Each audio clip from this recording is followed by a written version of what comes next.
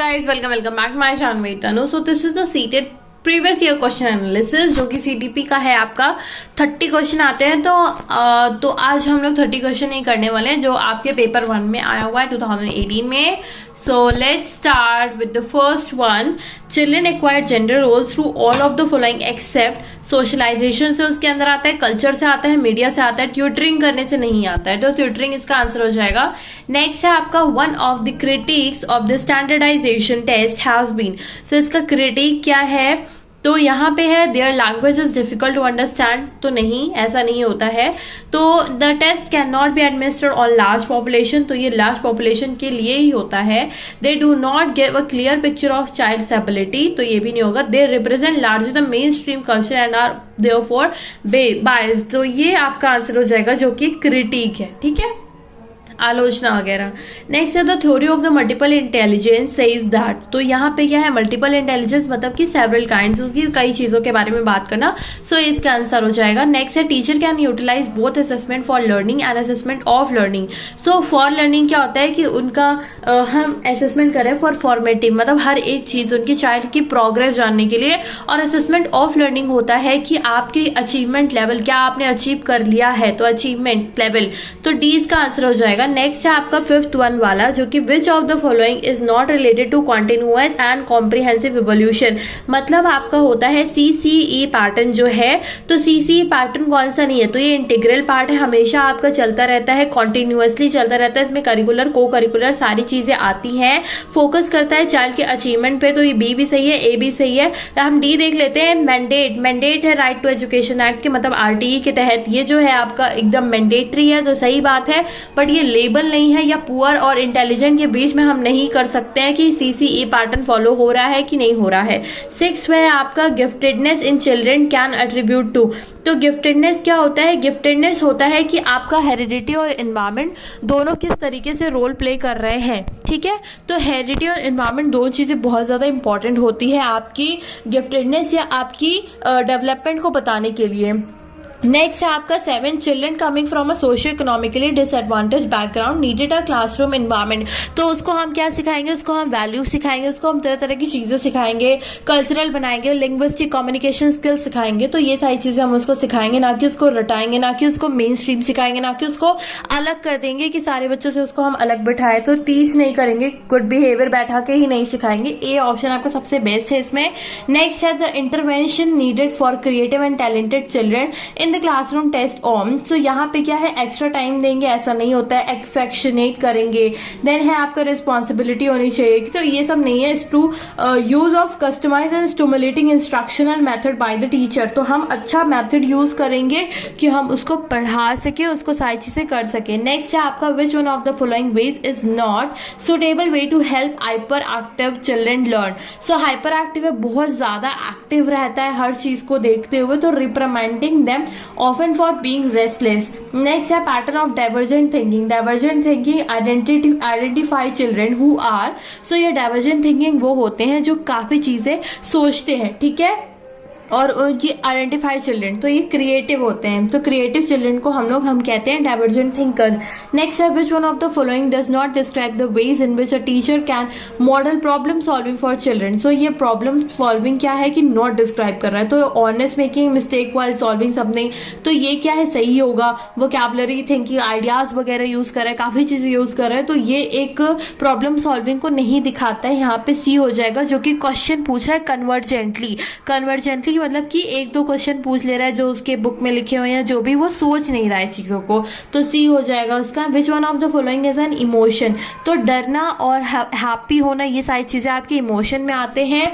Attention, stimulus, memory, ये सब आपका इमोशन में नहीं आएगा। नेक्स्ट है 13 अ 3-year-old child explain that milk is produce by a machine at the milk booth. Which one of the following offer the best explanation of the child understanding. So child को क्या करेंगे? उसको experience दिलवाएंगे, उसको experience करवाएंगे buying the milk from the milk booth से जाके उसको खरीदते हुए, मतलब एक्सपीरियंस करवाएंगे। हम उसको कुछ करवा रहे हैं जाके ना कि हम उसको दिखाने के, मतलब ऐसे ही नहीं बता देंगे, हम उसको करवाएंगे वो चीज, तो उनको ज्यादा अच्छे समझ में आएगी। तो ये क्वेश्चन ऑलरेडी आया था, बहुत इंपॉर्टेंट क्वेश्चन है ये भी। नेक्स्ट है, which one of the following best describe a teacher role. Teacher क्या होना चाहिए, टीचर एडहायर होना चाहिए प्रेस्क्राइब टेक्स्ट। सिर्फ टेक्स्ट बुक पढ़ाए तो नहीं, बिल्कुल नहीं। कंप्लीट करे अपना सिलेबस टाइम पे, रिविजन कराए तो ये भी नहीं है। Creating a relax space where the children learn through the dialogue and inquiry. Dialogue और इंक्वायरी के थ्रू बच्चा सीख सके किसी चीज को, that is the correct one, C1।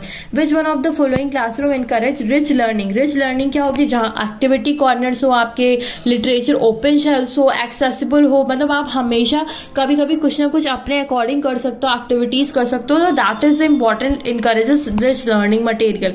Which one of the following best describe the role of textbook in the classroom. Textbook क्या है, टेक्स्ट बुक एक तरीके का एक रिसोर्स है, ना कि वो इम्पॉर्टेंट है। इम्पॉर्टेंट तो होता है, वो वन ऑफ द रिसोर्स है या रेफरेंस मटेरियल है जो कि आपके क्लासरूम में है। टेक्स्ट बुक को हम बहुत ज्यादा ही महत्व नहीं देंगे, एकदम ज्यादा 100% नहीं बोलेंगे, हाँ वो भी है आपका रिसोर्स, उसको भी आपको ध्यान देना है। नेशनल करिकुलम फ्रेमवर्क जो 2005 है, उसने किस तरीके से डिराइव किया है, अंडरस्टैंडिंग फ्रॉम कंस्ट्रक्टिविज्म। अब क्या है कंस्ट्रक्टिविज्म, पहले क्या था बिहेवियरिज्म, फिर ह्यूमनिज्म, कॉग्निटिव, पर अभी क्या है कंस्ट्रक्ट। खुद बच्चा जो होगा वो खुद अपनी नॉलेज को कंस्ट्रक्ट करेगा। नेक्स्ट है, The children in the class can consider to be motivated. So motivated to क्यों होगा, this ask seeking question, clarification from the teacher। मतलब कि बच्चा जो है वो मोटिवेटेड है किसी चीज को सीखने के लिए, तो वो आपसे क्वेश्चनिंग करेगा, डाइवर्जेंटली सोचेगा, तो ये सारे बच्चों का क्या होता है, वो क्वेश्चन सीकिंग होते हैं। नेक्स्ट है, which one of the following is the most suitable to improve children's learning. बच्चों को कैसे आप सुधार सकते हैं, तो सारे आप ये नहीं है कि उनको सिर्फ एक्सप्लेन करो कंटेंट को, उसको या तो मटेरियल प्रोवाइड कर दो, तो ये सारी चीजें नहीं है। टीचर को क्या होना चाहिए, फैसिलिटेटेड होना चाहिए कि बच्चा खुद चीजों को पढ़ रहा है, कुछ चीजों को ध्यान दे रहा है और सिर्फ टीचर उनकी हेल्प कर रहा है। तो ये होता है आपका इंटरेक्शन, इंटरेक्ट करवा रहा है आपका रियल लाइफ सिचुएशन पे, तो ये इंपॉर्टेंट चीज होती है। Discipline which has significant role in a learning environment of the kind of which helps. So यहाँ पे डिसिप्लिन जो इंपॉर्टेंट है वो क्या करता है, children to regulate and monitor their own learning. Next है, which one of the following statement is true about the role of heredity and environment। So role of heredity and environment क्या है, certain aspects of development are influenced more by heredity and other more by the environment। Which one of the following statements cannot be attributed by the Piaget theory। So Piaget की theory जो है वो learning जो है वो takes place through होती है constant practice, मतलब कि हम प्रैक्टिस करते जाएंगे तो हमें चीजें आती रहेंगी, ठीक है। नेक्स्ट है, which one of the following is not limitation of the preoperational thought. Limitation नहीं है तो development of the symbolic thought, symbolic thought जो होता है वो इसका लिमिटेशन नहीं है। Play has a significant role in the development of young children for the following reasoning except. तो कौन सी चीज नहीं होती है, जो प्ले है वहां पे क्या होता है, it is a pleasant way to spend time, pleasant way होता है आपका टाइम स्पेंड करने का। नेक्स्ट जो है वो भी अच्छा क्वेश्चन है ये, which one of the following question invite children to think critically. तो वो क्वेश्चन पूछे what is the right answer, तो ये नहीं होगा। Can you think of a similar situation, एक ही तरीके की सिचुएशन को सोच रहा है, तो ये भी एक तरीके से नहीं होगा क्रिटिकली सोचना। What are the different ways in which we can solve this, तो हम डाइवर्जेंटली बच्चे को सोचने का मौका दे रहे हैं कि वो तरीके से चीजों को सोचे, डाइवर्जेंट थिंकर बने, डाइवर्जेंटली चीजों को सोचे, तो वो सही है, ठीक है। Which one of the following option best describe progressive education. Progressive मतलब क्या है कि बच्चा आगे जा रहा है, उसका डेवलपमेंट हो रहा है चीजों को सोचते हुए, ना कि वो थीमेटिक रूल्स कर रहा है, जो बने बनाए रूल्स है उसको फॉलो करना, या पर्सनलाइज लर्निंग करना, या ग्रुपिंग लेबलिंग करने के हम स्टूडेंट को ये अच्छा है ये नहीं अच्छा है, तो this is not the good way. Project method use करें, रैंकिंग तो बिल्कुल नहीं करनी है, this is the wrong one, इसको हटा दीजिए। लर्निंग बाय डूइंग, हाँ बच्चा खुद से सीख रहा है, और वो प्रोजेक्ट मेथड भी बहुत ज्यादा इंपॉर्टेंट, हमसे प्रोजेक्ट करने के लिए दे रहे हैं तो वो खुद से ये लर्न करेगा, प्रोजेक्ट बेस्ड लर्निंग हो गई। फिर इसके बाद कोऑपरेटिव लर्निंग, जैसे टीम वर्क करना अपने बच्चों के साथ, मतलब अपने स्टूडेंट्स, अपने सहपाठियों से हम कह सकते हैं, अपने जो आपके साथ में होंगे सारे फ्रेंड्स के साथ, उनके साथ सीखेगा, वो कोऑपरेटिव लर्निंग है। नेक्स्ट है, which one of the following statement about the progressive education explain education is life itself. तो education is life itself is important line, school are not required, children can learn from their life experiences.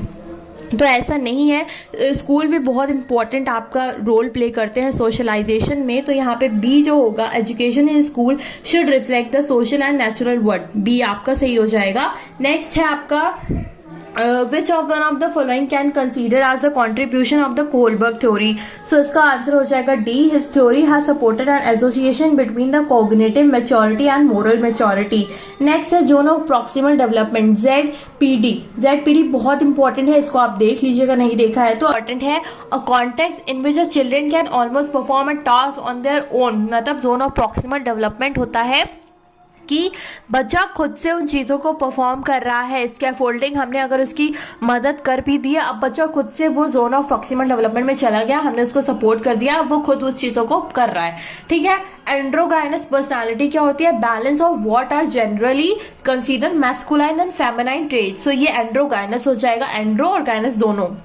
ठीक है. 30th question आपका हो गया. ये बहुत ही ज्यादा important question था, आपने नया क्वेश्चन आई थिंक देखा होगा ये. एंड एंड्रोगाइनस पर्सनालिटी, तो ये बैलेंस होता है what are generally consider masculine and feminine task. Okay, so that's it for the today's video guys. So if you like my video, don't forget to subscribe my channel, and if you want more video like this, so comment in my comment box and like to my video. Bye bye.